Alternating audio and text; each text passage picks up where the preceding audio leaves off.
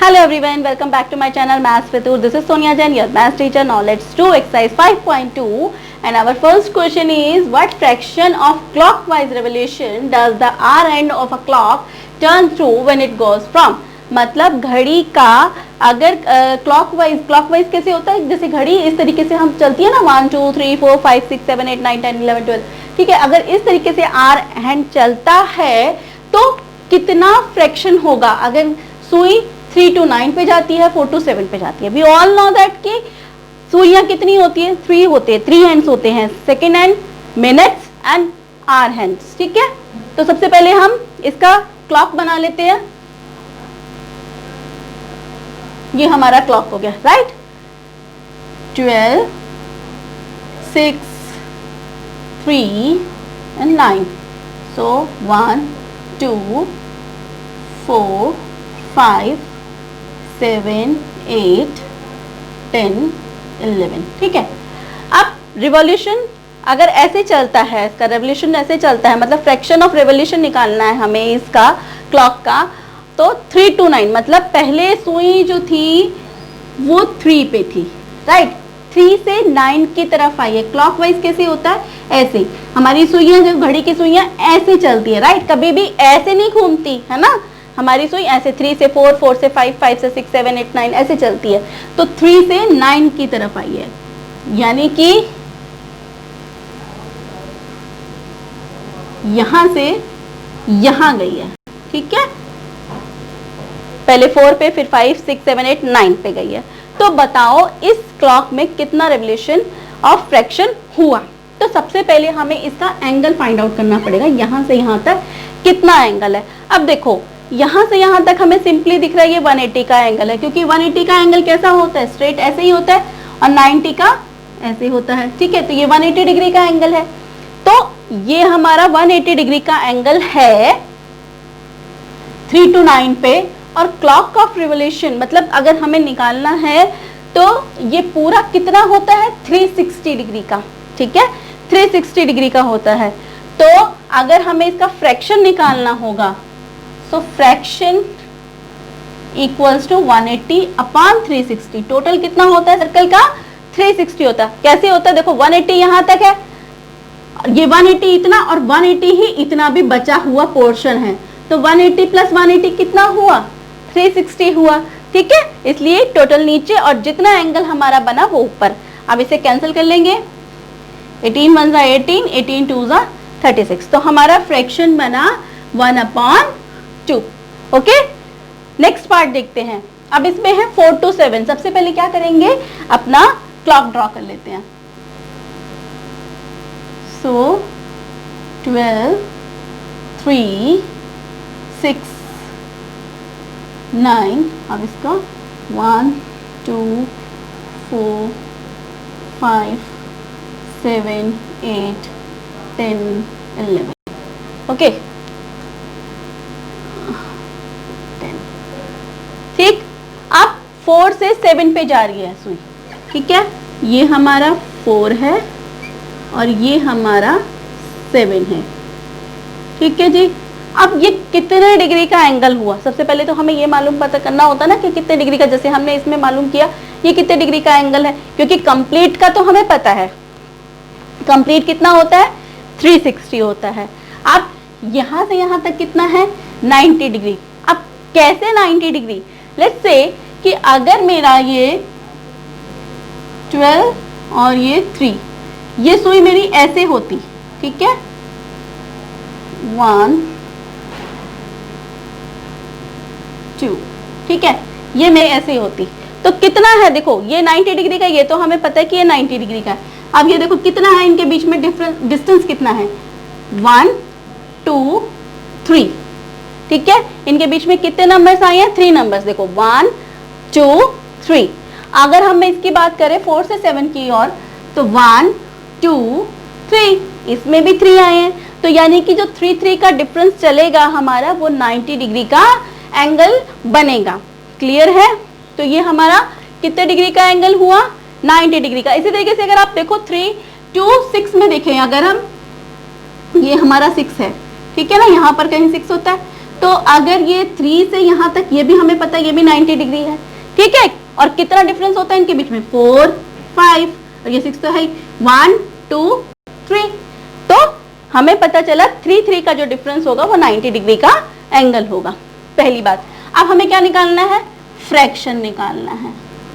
So fraction equals to क्या होगा, 90, कितने डिग्री का एंगल बना है, 90 डिग्री का, और टोटल कितना होता है, 360 होता है। अगेन 9 1 are 9, 9 4 are 36, यानी कि हमारा फ्रैक्शन कितना आया, 1/4। Now moving to the other parts. Now coming to other parts. अब है जो हमारा आर हैंड है वो 7 to 10 पे जाता है। तो सबसे पहले हम क्लॉक ड्रॉ कर लेते हैं, 12 6 3 9, ठीक है, 1 2 4 5 7 8 10 11।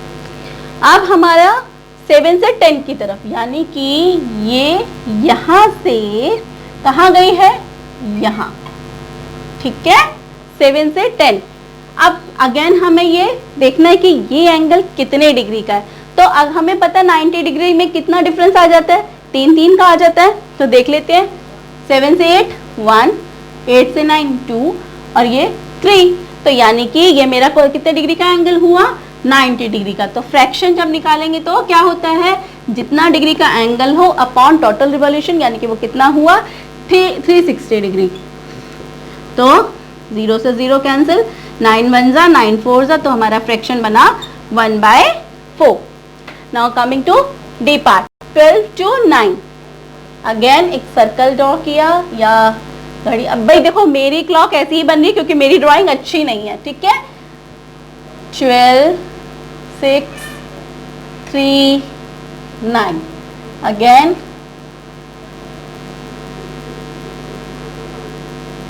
1 2 4 5 7 8 10 11। ओके, अब देखो 12 से 9, सबसे पहले हमारा जो आर हैंड है वो है 12 पे। अब 12 से कहा जा रहा है, 9 पे, यानी कि यहां। अब यहां कितने डिग्री का एंगल हुआ। अब इधर एक मिस्टेक मत कर देना, ध्यान देना, ये 90 डिग्री का एंगल नहीं है। क्यों नहीं है, क्योंकि हमें ये वाला यहां से यहां तक तो 90 डिग्री का है, राइट। लेकिन हमें ये वाला एंगल मेजर नहीं करना, हमें कौन सा करना है, क्योंकि हमारी सुई यहां से यहां कंप्लीट करती हुई यहां गई है, यानी कि ऐसे ये वाला एंगल। तो हमारा ये जो एंगल है, ये एंगल हमें फाइंड आउट करना है, ये कितने डिग्री का है। अगर आपको पता हो ये कौन सा एंगल है, हमारा रिफ्लेक्स एंगल, राइट, क्योंकि 180 से ज्यादा है। 180 कैसा होता हमारा, ऐसा होता, ठीक है। या अगर जैसे 12 से स्टार्ट किया तो हमारा 12 से स्टार्ट होके 180 का यहां बनता, ठीक है, 180 का यहां बनता, और 180 से अब ये यहां पर 12 से 6 180 डिग्री का, ठीक है, और 6 से 9 अब कितने डिग्री का, ये देख लेते हैं। ये देखो 1 2 3, अगेन कितना डिग्री, 90 डिग्री। तो ये 90 डिग्री और यहां से यहां तक 180 डिग्री, ठीक है, यहां से यहां तक 180 डिग्री। तो हमें तो ये पूरा एंगल यहां से यहां तक मेजर करना है। तो कितना हो जाएगा, 180 प्लस 90 कितना होगा, 270। क्लियर हुई बात, इसे मिटा देते हैं। तो हमारा ये आ गया 270। ओके, अब हमारा फ्रैक्शन कैसे निकलता है, 270 जो हमारा एंगल आया है अपॉन कितना होता है, टोटल 360 होता है। अब इसे कैंसिल कर लेते हैं, 9 1 जा 9, 9 3 जा 27, 9 4 जा 36, यानी कि 3/4।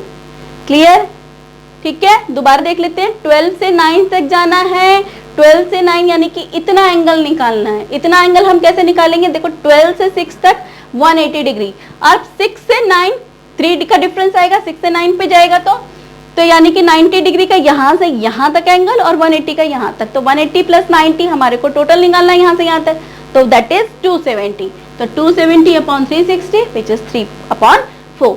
Okay, now moving to the other part. Now coming to other parts. अब ई पार्ट है 1 to 10। अब हमारा जो आर हैंड है वो 1 से कहाँ तक जा रहा है, 10 तक। तो हमारी जो पहले सुई थी वो 1 पे थी, ठीक है, उसके बाद कहाँ तक पहुंची, 10 तक पहुंची। अगेन आप देखो फिर से वही बात, ये वाला एंगल मेजर नहीं करना, हमें कौन सा एंगल मेजर करना है, दिस एंगल। ओके ठीक है। अब दोबारा से देखें कितना यहाँ पर ये हमारा 180 का क्या होता है, स्ट्रेट एंगल होता है। यहाँ 1 से लेके 7 तक मेरा क्या हुआ, स्ट्रेट एंगल बना, ठीक है। यहाँ से ये मेरा स्ट्रेट एंगल बना, ठीक है, 1 से 7 का। ये कितना डिग्री हो जाएगा फिर मेरा, 180 डिग्री। ओके अब ये कितना पोर्शन बचा, ये मेरा देखो 1 2 3 यानी कि 90 डिग्री। यहां से यहां तक मेरा हुआ 90 डिग्री। तो 180 प्लस 90 कितना, 270। लास्ट पार्ट की तरह 270 आ गया। तो अब फ्रैक्शन निकाल लेंगे।